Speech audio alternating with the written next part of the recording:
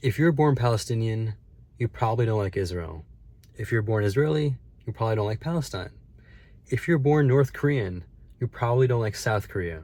If you're born South Korean, you probably don't like North Korea. Your beliefs are really a product of your environment and where you're born. No matter how strongly you feel about something, don't forget that you really didn't have as much of a say in what you believe in. Your emotions might make you think otherwise, but the truth is, your passion for your views on whatever topic and belief is really just coming from somewhere outside. I mean, did you choose where you're born? Did you pick that you're going to be born in this type of family, in this ethnicity, this country, this religion? No, most likely not. I don't think I know anyone that picked the family, unless you're adopted, and that's a whole other story. But even then, even if you were adopted, it's not like you picked your skin color. You know what I mean? You didn't pick your hair color, your hair texture. A lot of how we think, how we look, how we act, how we feel is really just a product of our environment and where we were born. It comes down to that. Now, this doesn't mean that your views and what you feel doesn't matter. It absolutely does. But I do want you to take a second to self-reflect on your beliefs and your views and try to be as aware as possible with how much of that belief is really coming from you and how much of it is coming from your environment, your friends, the type of social media that you consume, the school that you go to, your teachers, your professors, your parents, your family, your religion, your country, everything. It's kind of wild. We are constantly left and right being bombarded with influences left and right. People saying think this way, people saying think that way. It's really rare now to find people that are really just in the middle of heated topics and are open to saying that, they don't really know much. People are so quick to jump to picking a belief or picking a side because that's the right thing to do. It's not. The right thing to do is to first learn your own biases, learn about as much of how much you have been programmed by the outside world, whether that's your parents, your religion, your country, whatever, and just take a second to understand that most of what you believe in isn't your actual belief. It's your environment's beliefs that have been placed on you. That's what it comes down to. Most of your belief is not yours. Meditate on that, seriously. The reason we don't know about how much our beliefs are coming from the outside is because we don't have as much inner awareness to know how much is really going on inside you, to know what is happening inside you. Like, how do you know what you believe in and why you believe in something when you don't take seconds in the day to just go in and see how what you're thinking is happening and why it's happening a certain way? We're so busy in the do mode of just like, do this, do that, believe this, believe that, and therefore act on this, act on that. You know what I mean? We're in constant do mode and really not taking any steps here to just be in being mode. And when I say being mode, I mean just silence, sitting with yourself, sitting still, being self-critical, question your beliefs. Questioning your beliefs is one of the most important things that you can do in your life, because most of the way we live is very blind, very blind. We're blinded by all of the things that influence us and naturally shape our subconscious mind, which therefore shapes our reality. It literally shapes our perception of the world in front of us.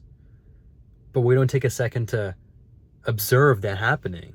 We just quickly jump to, oh, I believe in this, so therefore I should donate here or donate there, and then post about this and post about that. Do you even know why you believe in something? You might think you do. Your emotions will tell you that it's because of this, it's because of that, it's because of that. It's not that simple. You believe in what you believe in because of where you're born and who you're surrounded by. That is a huge, huge thing that influences you. And we have to accept that, whether you like it or not. That's what's happening. And it sucks because most of that shaping and influencing and blinding that happens to all of us creates so much division between humans. So much division. It really does, because truly, if we thought for ourselves and tried our best to not get influenced by, whatever is coming from the outside, there should be no problem with a freaking Mongolian being best friends with a Brazilian, and a Peruvian being best friends with an Indonesian. I know it sounds super random, the examples I'm giving you, but my point that I'm making is that most of us don't think for ourselves. We really don't. And we get so passionate about these things, assuming that we're thinking for ourselves, when in reality we're not. We're not. We're influenced by our environment, by our parents, by how we were born. Even you being born a guy or a girl literally shapes your whole experience of life. What say did you have in picking if you're going to be a guy or a girl?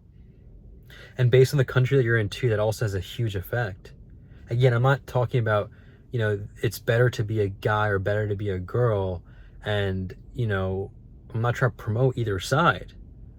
But what I'm trying to do is shed light to how we didn't pick most of our life in the beginning. Yet most of what we didn't pick is influencing what we are picking. That is the key there. We are allowing what we didn't pick to influence what we pick, thinking that we picked what we think. Just reflect on that. Meditate on that.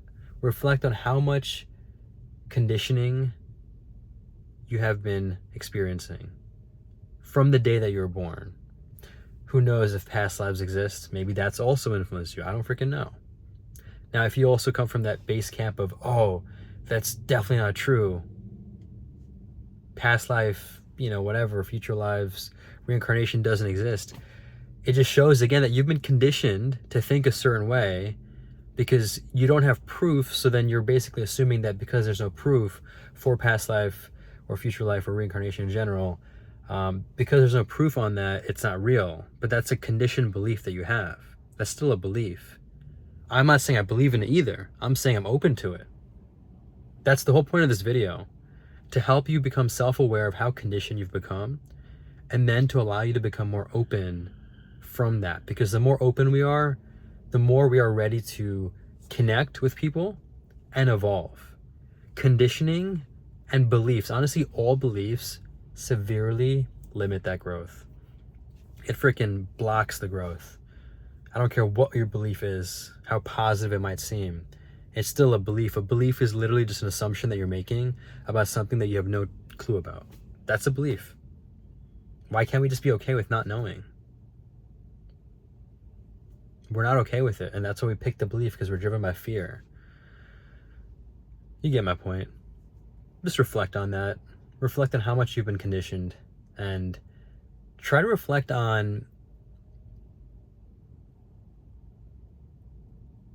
thinking about, don't think, my bad.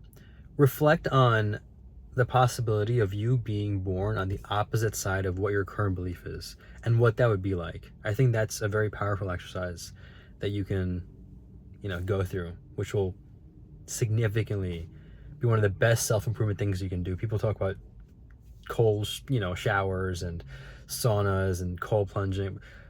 They're good for you. There's definitely a lot of physical benefits there, but when it comes to mental self-growth, I think this is one of the best things you can do, to reflect on the other side of your beliefs.